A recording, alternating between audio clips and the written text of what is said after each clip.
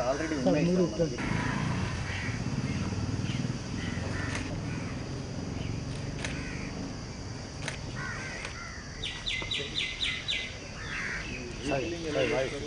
నుంచి సింహపురి వాళ్ళకే పంపిస్తాం సార్. అందరూ వాళ్ళు ఐడెంటిఫై చేసిన ఇన్స్టిట్యూషన్.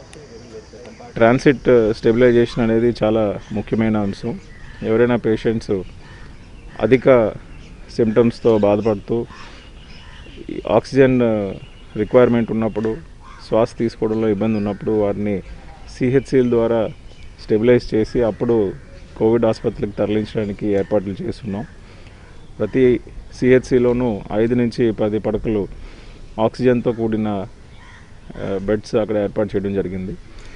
ఈ యాక్టివిటీ వల్ల చాలా వరకు మనం ట్రాన్సిట్లోనే డెత్స్ జరిగే పరిస్థితిని నివారించవచ్చు.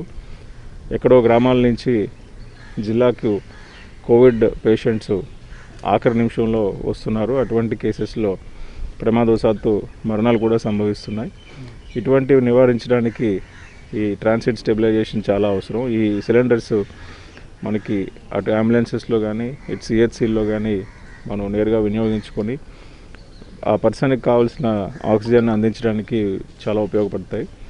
ఇటువంటి మంచి కార్యక్రమానికి వారు సౌజన్యంతో ముందుకు వచ్చి దాదాపు 8 లక్షల రూపాయలు విలువ చేసే ఈ పరికరాలని మనకి అందించడానికి వారికి ప్రత్యేకంగా ధన్యవాదాలు తెలియజేస్తున్నాను. జిల్లా వ్యాప్తంగా ఇప్పటి వరకు దాదాపు 28,000 మంది కోవిడ్ నుంచి డిశ్చార్జ్ అయ్యారు. పాజిటివ్ పర్సన్స్ పెరుగుతున్నప్పటికీ కూడా ప్రయోజనకరమైన మనకి రిజల్ట్స్ వస్తున్నాయి. చాలా ఎంకరేజింగ్గానే ఈ ట్రీట్మెంట్ కూడా జరుగుతోంది. పేషెంట్స్ త్వరితగతిన హాస్పిటల్కి వచ్చినట్టయితే వారిని మనం మెరుగుపరిచి వెంటనే ట్రీట్మెంట్ అందించి నయం చేయగలుగుతున్నాం.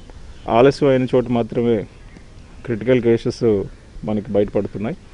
సో ప్రజలందరూ కూడా దీన్ని గమనించి ఒకవేళ లక్షణాలు పెరుగుతున్నాయనుకున్నా 3 రోజుల తర్వాత కూడా ఫీవర్ తగ్గకపోతే ఇమీడియట్గా వాళ్ళు దగ్గరలో ఉన్న పిహెచ్సిని కానీ సిహెచ్సిని కానీ సంప్రదించాలి. అక్కడ వారికి కావాల్సిన వైద్యం అందించి వైద్యుల పర్యవేక్షణలో మెరుగైన ట్రీట్మెంట్ అందిస్తూ ఇంకా అవసరమైతే వారిని కోవిడ్ ఆసుపత్రులకి తరలించడం అనేది జరుగుతుంది.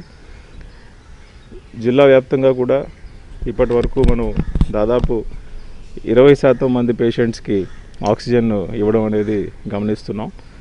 ముఖ్యంగా హై ఫ్లో ఆక్సిజన్ కూడా కొంతమందికి అవసరం అవుతుంది. ఆ హెచ్ఎఫ్ఎన్సీస్ కూడా మనం కోవిడ్ ఆసుపత్రిలో పెట్టుకోవడం జరిగింది.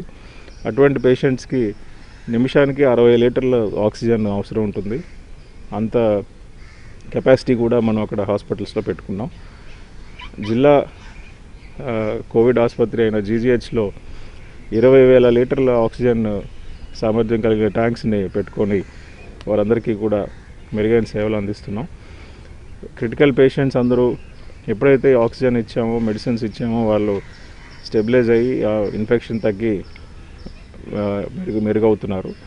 ఇటువంటి పరిస్థితి కేవలం 2% మందికి మాత్రమే మనం గమనిస్తూ ఉన్నాం. ఎవరైతే ఐసీయూలో ఉంటున్నారో, ఎక్కువ కోమార్బిడిటీస్ ఉండి వైరల్ లోడ్ కూడా ఎక్కువ ఉంటుందో అటువంటి వారికి ఇది మెరుగైన సేవలు అందిస్తాయి.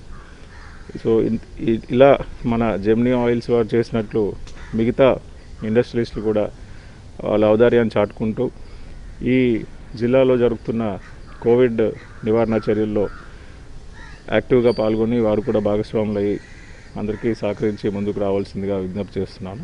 పూర్తి స్థాయిలో జనతా కర్ఫ్యూ సహకరించమని పబ్లిక్ నుంచి కూడా రిక్వెస్ట్ వచ్చాయి. ఎప్పుడైతే ఈ లాస్ట్ 15 రోజులుగా కంటిన్యూస్గా 1000కి పైచిలుకు కేసెస్ వస్తున్నాయో, అలాగే ఎక్కువ కేసులు నెల్లూరు పట్టణంలోనూ కార్పొరేషన్ పరిధిలోనే మనం గమనిస్తున్నాం. కాబట్టి ఒక రోజు మొత్తం పూర్తిగా స్వచ్ఛందంగా వారు ఇళ్ళకే పరిమితం అయి ఈ జనతా కర్ఫ్యూని చేస్తామని చెప్పడం జరిగింది. వారికి ఖచ్చితంగా ప్రభుత్వం నుంచి సహకారం అందిస్తాం, అలాగే జిల్లా యంత్రాంగం నుంచి కూడా సహకారం అందిస్తాం. దీన్ని గమనించుకొని ప్రజలందరూ కూడా రేపు ఉదయం 6 గంటల నుంచి మళ్ళీ సోమవారం ఉదయం 6 గంటల వరకు ఈ 24 అవర్స్ పూర్తిగా ఈ జనతా కర్ఫ్యూలో వారు విజయవంతం చేయవలసిందిగాను, ఇళ్ళకే పరిమితమై ఈ కోవిడ్ పాజిటివిటీని కొంచెం తగ్గించడానికి సహకరించవలసిందిగాను విజ్ఞప్తి చేస్తున్నాను. పూర్తి స్థాయిలో వినియోగించడం అనేది ఇంకా జిల్లాలో పెరగాలి. అర్బన్ ఏరియాస్లో ఇప్పటికే అవగాహన వచ్చింది. రూరల్ ప్రాంతాల్లో కూడా ప్రతి ఒక్కరూ ఇంటి నుంచి బయటకు వచ్చినప్పుడు విధిగా మాస్క్ ధరించాలి. అది కూడా ఖచ్చితంగా నోసు మౌత్ కవర్ అయ్యేటట్టు వాళ్ళు మాస్క్ ధరించి సామాజిక దూరాన్ని పాటిస్తూ వారి కార్యక్రమాలు చేసుకోవాలి. అటువంటి పరిస్థితుల్లో ఖచ్చితంగా మనం కోవిడ్ని స్ప్రెడ్ని ఆపగలుగుతాం. అలాగే శాంపుల్ ఇచ్చిన ప్రతి ఒక్కరూ కూడా ఒక వారం రోజుల పాటు హోమ్ ఐసోలేషన్లో ఉండాలి. పాజిటివ్ అని తెలిసిన వారు ఎలాగో హోమ్ ఐసోలేషన్లో ఉంటున్నారు. శాంపిల్స్ ఇచ్చిన వారు కూడా మనకి సహకరించినట్లయితే ఈ రిజల్ట్ వచ్చిన తర్వాత మనం నెగిటివ్ అన్నప్పుడు వాళ్ళు బయటకు వెళ్ళొచ్చు. లేని పరిస్థితిలో శాంపిల్స్ ఇచ్చి మళ్ళీ వాళ్ళు రెగ్యులర్గా బయట తిరుగుతూ ఉంటే ఈ కోవిడ్ ఎక్కువ అయ్యే అవకాశం ఉంది. సస్పెక్ట్స్ కూడా సహకరిస్తూ వారి ఇళ్ళకే పరిమితమై ఇంట్లో వారు కూడా మిగతా వారితో దూరాన్ని పాటిస్తూ ఒకే రూమ్లో ఉండి వారు ఒక 1 వీక్ అలా అబ్జర్వ్ చేసుకున్నట్లయితే డెఫినెట్గా మనకు మంచి ఫలితాలు వస్తాయి. అటు సస్పెక్ట్స్ ఇటు పాజిటివ్ పర్సన్స్ హోమ్ ఐసోలేషన్లో ఉండడం అనేది విధిగా పాటించాలి. అసిమ్టమాటిక్ కేసెస్ అన్నీ కూడా దాదాపుగా హోమ్ ఐసోలేషన్నే ప్రిఫర్ చేస్తున్నారు. వారికి అటువంటి సౌకర్యాలు లేనప్పుడు కోవిడ్ కేర్ కేంద్రాలకి రావాల్సిందిగాను అక్కడ అన్ని ఏర్పాట్లు ఉన్నాయి. ఈవెన్ కోవిడ్ కేర్ సెంటర్స్లో కూడా ఆక్సిజన్ ఫెసిలిటీస్ని పెట్టడం జరిగింది. వారికి 3 పూట్ల బలవర్ధకమైన ఆహారం ఇస్తూ మందులు ఇస్తూ వైద్యుల పర్యవేక్షణలో వారికి ట్రీట్మెంట్ అందించడం జరుగుతుంది. వారి 14 days క్వారంటైన్ పీరియడ్ కూడా ఆ కోవిడ్ కేర్ సెంటర్లో నిర్వహించుకోవచ్చు. సో ఈ విషయాలు గమనించుకొని ప్రజలందరూ కూడా పూర్తి స్థాయిలో జిల్లా యంత్రాంగానికి సహకరించాలి. ఎట్టి పరిస్థితుల్లో వారి మూమెంట్ని రిస్ట్రిక్ట్ చేసుకుంటూ అవసరమైతే తప్ప అత్యవసర పరిస్థితుల్లో తప్ప బయటికి రాకుండా ఉండాల్సిందిగాను రాబోయే 2-3 వారాల పాటు మనం ఇలాగే చేసినట్లయితే పూర్తిగా జిల్లాలో కోవిడ్ని మనం పారదోలగలుగుతాం, దాని నుంచి బయటపడగలుగుతాం. ఇది గమనించి జిల్లా యంత్రాంగానికి ప్రజలందరూ కూడా సహకరించాల్సిందిగా విజ్ఞప్తి చేస్తున్నాం.